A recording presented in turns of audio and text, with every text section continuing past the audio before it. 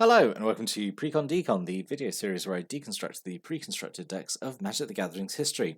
In this video we're going to carry on with Magic 2014 and we're going to look at Psychic Labyrinth, which is a white and blue deck. Let's look at the deck list. We've got 20 creatures, 3 sorceries, 5 enchantments, 5 instants, 2 artifacts and 25 land. We've got a mana curve off to the side there. Yeah, let's just start looking at this deck. It's my least favourite colour combination and probably my least favourite core set, so this is going to be fun. Okay, so the foil face rare, Jace's Mindseeker. So 4 and 2 blue for a 4/4 flyer. When Jace's Mindseeker enters the battlefield, target opponent mills 5, and then you can cast an instant or sorcery from amongst those milled cards without paying its mana cost. So, at the bare minimum, this is it's 1 mana more than Air Elemental. It's 4/4 flyer, and you're paying essentially 1 extra mana to make someone mill 5. That's all right, I think. You've got no other mill effects in the deck, by the way. This is it. And then you've got the potential of getting a free spell out of it. So I think this card actually has like a potentially quite high ceiling, honestly, which is it's interesting. You look at its bare minimum, say 6 mana 4/4 flyer, so it's still fairly big flyer, and you're making them mill 5, and like even if you don't hit an instant sorcery, well that's fine, at least maybe you're making them mill like lands and creatures and stuff that they can use to add to the board. So yeah, I think this is okay. I think it's okay. Out of all the M14 foil face rares, this is the best one. It's not. I think Liliana's Reaver is actually probably the best one. This is okay. This is okay. It's just a shame. Actually, 2 shames about this. First, that there's no other mill in the deck really. Like this is the only mill effect. We could have had an actual genuine, maybe mill deck as an M40 as a core set deck, which would have been interesting of showing a different strategy for winning. But the other thing that's actually, I think, that sets this card back is that it has to be an opponent that mills. You can't mill yourself, because if you could mill yourself, I think that would be really interesting. Like if you, because I think there's a few cards in the deck that let you manipulate the top card of your deck. I think Anticipate does that. There is an Anticipate in there, isn't there? Glimpse the Future, that's what I'm thinking of. But like there's I think there's a way of changing the what the top card of the deck is, and if you could mill yourself and get one of your free spells, I think that would be pretty interesting, and I think that would definitely make the card better. But yeah, as is, I think it's just it's just solid. It's okay. It's fine. There's definitely worse. So the other rare in the deck is Clone, which is fine. Again, 3 and a blue just comes in, enters the battlefield as a copy of any creature on the battlefield. So whatever the best creature on the field is, you've got one of them as well. So this is, I mean, Clone's all right. It's so hard to say anything about Clone. It's just all right.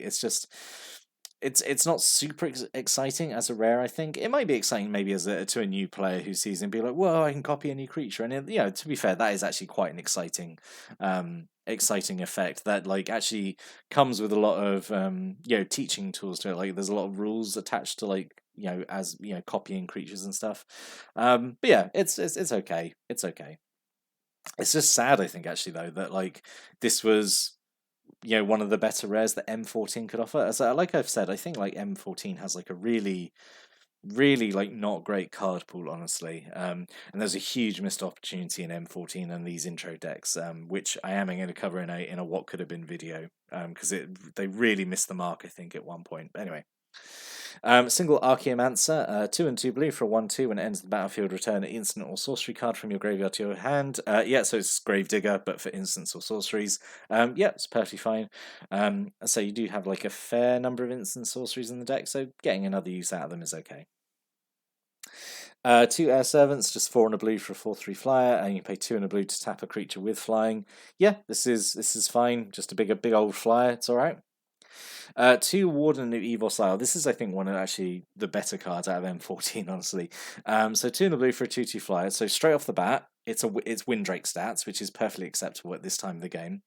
But the upside is also gives creature spells with flying you cast. They cost 1 less to cast, which is really good, actually. I've said it a few times before, but I like it when colors other than green basically get like sort of like mana dork. Well, they're not mana dorks, are they? But like stuff that reduces the cost of certain spells. I really like it when like blue or red, black and white get effects like that. I think it's really interesting to give.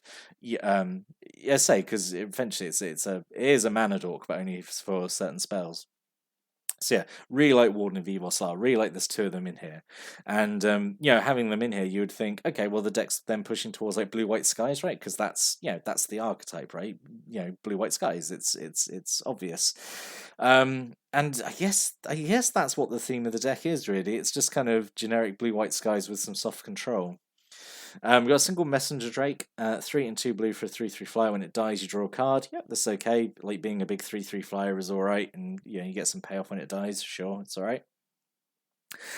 2 Seacoast Drake, making Stormcrow obsolete. So 1 in the blue, so exactly the same cost as the meme lord Stormcrow, but it's a 1/3 flyer, so it has extra point of toughness. So there we go. It's obsoleted Stormcrow. Although it's a different creature type, so it's not technically ever. It's not strictly better because there are different tribal synergies. But yeah, this is like a really I think it's a really nice like 2-drop. Honestly, just being just a 1/3 flyer, I think it's okay. We've got 2 Scroll Thieves, so 2 in a blue for 1/3. When it deals combat damage to a player, you draw a card. Yep, sure, this is fine.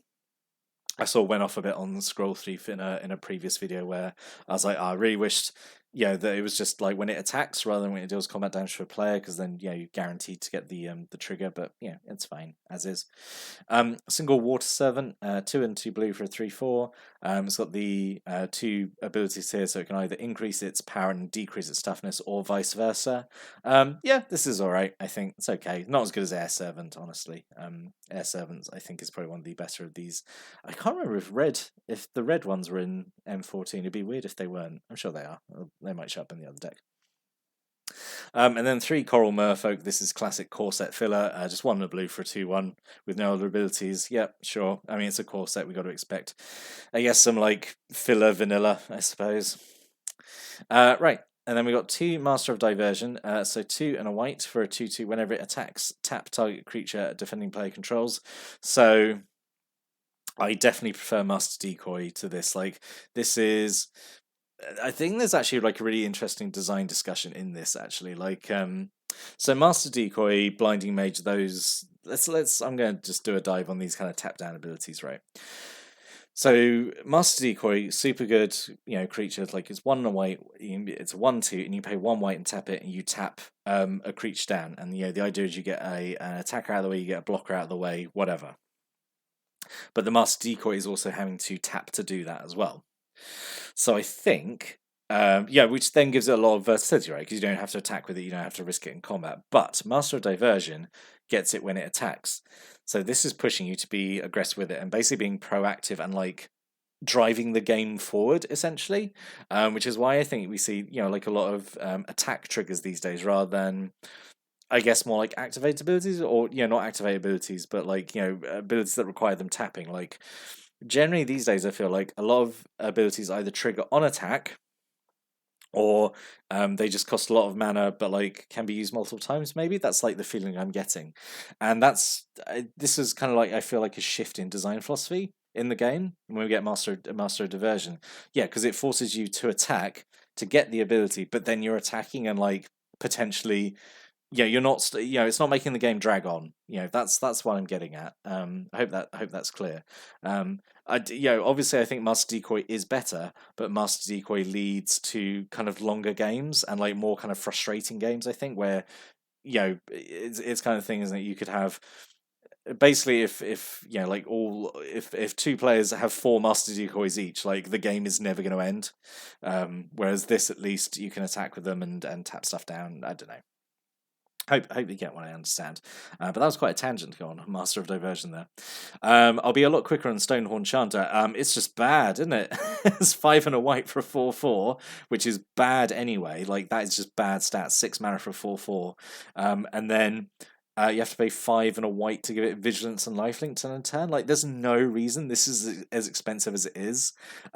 Just super, super bad card, honestly. Like, so expensive. Like, you could drop, like, 2 mana off this, I suppose, off both the activation and the casting cost, and it would still be sort of alright. But yeah, as is, it's just so expensive. It has no reason to be as expensive as it is. Bad card. Bad card. Single divination, 2 and a blue, sorcery, draw 2 cards. Yep. Shame there's only one of them, but sure. Single glimpse of the future, 2 and a blue. Look at the top 3 cards of your library, put one of them into your hand and the rest into your graveyard. I thought this was library manipulation. It's not. But yeah, it's all right, I guess. It's an interesting comparison to divination actually, because same cost and it's sorcery, and it's uncommon. Obviously, in certain decks, you kind of want this effect, like to dig for 3, you choose one of them, so you're looking at more cards, and then the rest go into graveyard. So, and obviously, there's some decks that want certain cards in the graveyard. So it is an interesting comparison to divination actually, and I think that would be again maybe good for like new players to see these 2 cards and be like, oh, well, they're the same cost and they're almost doing essentially the same thing, but one, they got different different end goals essentially. 2 Frost Breath, this is kind of a classic blue like stalling card here. 2 and a blue instant, you tap 2 creatures and you freeze them so they don't untap during the next untap step. Yep, this is fine. Like classic kind of blue-white stally card. 3 Show of Valor. So 1 white target creature gets +2/+4 until end turn. Yeah, it's alright. As a white buff spell, sure, it's alright. Yeah. Single Solemn Offering, 2 and a white, destroy an artifact or enchantment, you gain 4 life. Yep, it's fine. Again, perfectly serviceable. 3 Claustrophobias. So 1 and 2 blue. You aura that goes on a creature. When it ends the battlefield, you tap the enchanted creature, and it doesn't untap during its control's untap step. So yeah, this is fine. Like this classic like blue tap down aura. See it a load of times. Yeah, it's okay. I'd always prefer, I think, just a straight up just pacifism effect rather than this. Because there's always ways opponents can find ways to untap creatures, and then you essentially kind of waste this card. I feel, and yeah, I don't know. It's fine. It's fine. 2 Illusionary Armor. This is also awful. So 4 and a blue. For an aura that goes on a creature. Enchanted creature gets +4/+4, so you think, okay, like pretty good boost. Expensive, but +4/+4 is alright. But whenever enchanted creature becomes the target of a spell or ability, you sacrifice illusionary armor. Yeah, that's just really bad for 5 mana. And like what annoys me is that it doesn't follow the rules of like other blue illusionary cards that we've had up to now. Like say, I think it was M11 or M12, I can't remember which one. But there was you had like like Phantom Dragon, Phantom Bear and stuff. And like this pays this is the same as that. Like whenever it becomes the the target of something, it gets sacrificed, that's fine. But the point is those illusion cards were cheaper to offset that thing. And like this is still 5 mana. And like if this was, again, I always sound like really greedy when I say this, but like if this was cheaper, it would be better, like obviously.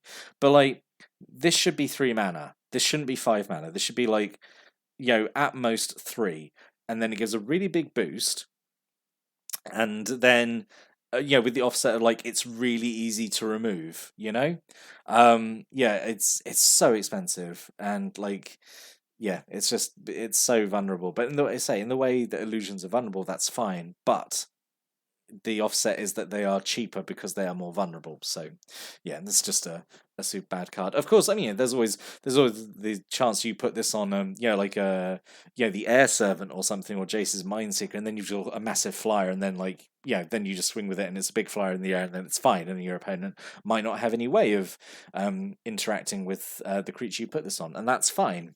But it's still a bad card. It's still just a bad card.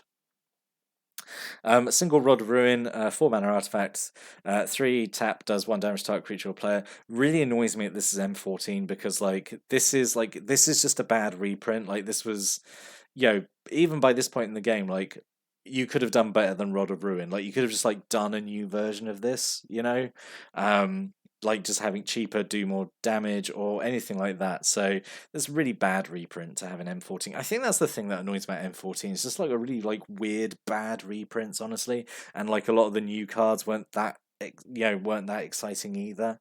Really is pretty. It's such a to go from M13, which is probably my favorite core set, to go to M14 is like such. It feels like such a shift in quality. And then Staff of the Mind Magus, 3-mana artifact. Whenever you cast a blue spell or an island enters the battlefield under your control, you gain 1 life. A symbol of X in Y times indeed. Yeah, it's fine. Just gains you life. It's boring. And then 16 island and 9 planes. So, what could have been? There's not really much I can suggest on this one, I think, really, because it's just so. It's so bland, right? It just has like no identity. It's just very. It's like the most generic blue white skies soft control option, I think. So the only things I suggest is like Sarah Angel because it's like a good flyer. Disperse because it's like a bounce spell. Got no bounce spells in the deck, which is super weird for like a like a blue white control deck. And then alternate rare maybe instead of clone Elite Arcanist, which is I think this is actually a pretty interesting card out of M14. This is and it's not been reprinted since, which is interesting. But yes, 3 in a blue for a 1/1. When it ends the battlefield, you can exile an instant card from your hand, and then you can pay X tap, and then you cast the copy. Which is pretty interesting. Like you staple a spell onto this. You essentially imprint a card onto it, and then that's pretty cool. You got like a few instants in here that could it could work with, or you just put more instants in here, I suppose. But I don't know. Clone's okay, I suppose, as well. So in summary, like it's so bland. It's just so I can't get excited by it, and the fact that I had to like do a tangent and like talk about how activated abilities and attack triggers have generally been introduced to change the philosophy of game design. And I don't know, like I had to vamp on this one, it's because it's just so bland. It's just so bland, and like maybe that's me being biased because like blue white is my least favorite color combination, but I don't feel like this deck has really got any identity or like. It's blue white skies. You're just going to win with some flyers. That's it really. Yeah, that's what I can really say. But if you've got any thoughts or stories or opinions or comments about this deck, any of the cards in it, stick a comment below, and I'll give it a read. But yeah, I don't like this one at all. This is probably my least favorite actually out of all the M14 decks. But hopefully the next one will be better. We'll be back next time. We'll look at another one. But until then, thanks for watching and listening, and have a great day.